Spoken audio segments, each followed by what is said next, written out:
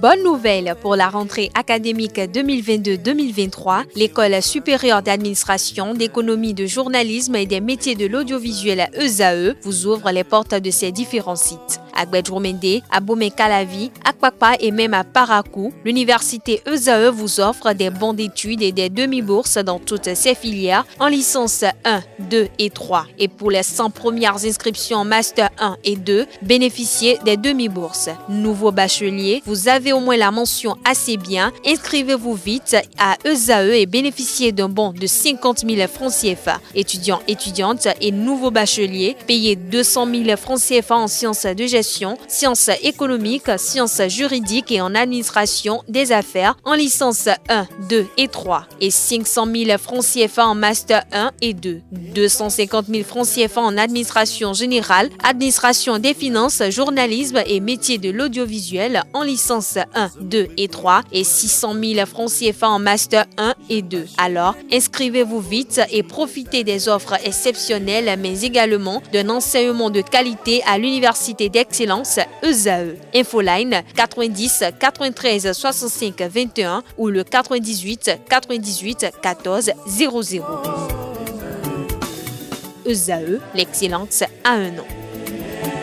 Amis sportifs, bonjour. L'équipe féminine du Bénin livrera dans les tout prochains jours 2 matchs amicaux qui entrent dans le cadre des prochaines échéances continentales. En 2024 se jouera la 15e édition de la CAN féminine et c'est le Maroc qui accueille l'événement. En prélude aux éliminatoires de ce rendez-vous de la messe du football féminin sur le continent africain, le Bénin affûte déjà ses armes. Les dames béninoises seront en regroupement dès demain, vendredi 27 janvier 2023. Au thème de ce stage de préparation, elles auront à livrer 2 rencontres amicales à Cotonou qui se joueront contre les sélections togolaises et ghanéennes courant le mois de février.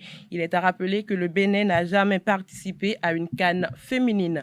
Autre discipline, le championnat professionnel de volleyball saison 2023 sera lancé le week-end prochain avec le match officiel de lancement entre le champion en titre Queens contre Vessos chez les dames le samedi prochain. Ce sera à Calavi sur le terrain de Vessos. Le lendemain, 2 autres matchs suivront cette fois-ci chez les hommes entre le champion en titre Finance et Avrancourt en premier et Alada contre Énergie pour clôturer cette journée. Les 2 matchs se disputeront à l'Unafrica. On parle du CHAN à présent, le choc Algérie Côte d'Ivoire et le derby Sénégal-Mauritanie constituent les 2 grosses affiches des quarts de finale du CHAN 2023. Sur les 8 équipes présentes en quart de finale lors de la dernière édition, aucune ne s'est qualifiée cette fois pour le second tour. Le Niger a été le dernier pays à valider son ticket pour les quarts de finale du CHAN 2023 mardi en réussissant l'exploit face au Cameroun 1-0. Une victoire qui leur permet de finir en tête du groupe E et de décrocher l'unique ticket de cette poule A3. Le MENA va croiser le Ghana samedi 28 janvier à 19h GMT pour le dernier quart de finale. Avant le vendredi 27 à 17h, les regards se tourneront vers le stade Baraki d'Alger où les Fennecs vont croiser les éléphants de la Côte d'Ivoire pour le premier quart de finale. La Mauritanie, elle, a fêté sa première qualification en quart de finale après 2 tentatives infructueuses.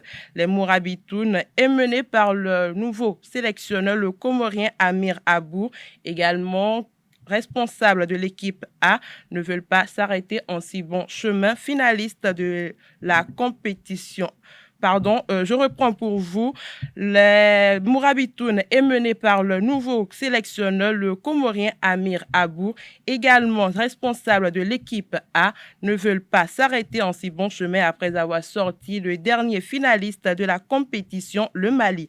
Enfin, le dernier quart de finale entre Madagascar et Mozambique opposera 2 outsiders qui ont déjoué les pronostics au premier tour. Les Malgaches se sont offerts le luxe de battre le Ghana 2-1 et le Soudan 3-0. Les Mozambicains ont réussi à terminer derrière l'Algérie après avoir notamment disposé de la Libye, titrée en 2024. Pour finir, sous le feu des critiques après le malaise diplomatique qui a contraint l'équipe marocaine à renoncer à sa participation au CHAN, l'Algérie a lancé une pique en direction de son voisin. En effet, Yahid Zefzef, président de la Fédération algérienne de football, a relancé une nouvelle fois les débats à propos du profond malaise diplomatique qui règne entre les deux États. Présent aux côtés de la mission du comité de la Coupe d'Afrique des Nations Côte d'Ivoire 2023, venu prendre des nouvelles sur l'organisation du CHAN, le président de la Fédération algérienne de football n'a pas tari d'éloges au sujet du modèle algérien qu'il considère comme une référence dans l'organisation d'événements sportifs. L'Algérie est devenue un point de référence pour l'organisation de compétitions sportives et de football pour de nombreuses fédérations de différents pays. Il y aura plusieurs réunions qui vont se tenir avec les membres du comité d'organisation du CAN 2023 en Côte d'Ivoire afin de bénéficier de certains aspects adoptés dans l'organisation de la Coupe d'Afrique pour les locaux en Algérie, a déclaré le président de la Fédération algérienne de football. C'est tout pour la Paille des sports de ce matin. Merci pour votre attention et à très bientôt.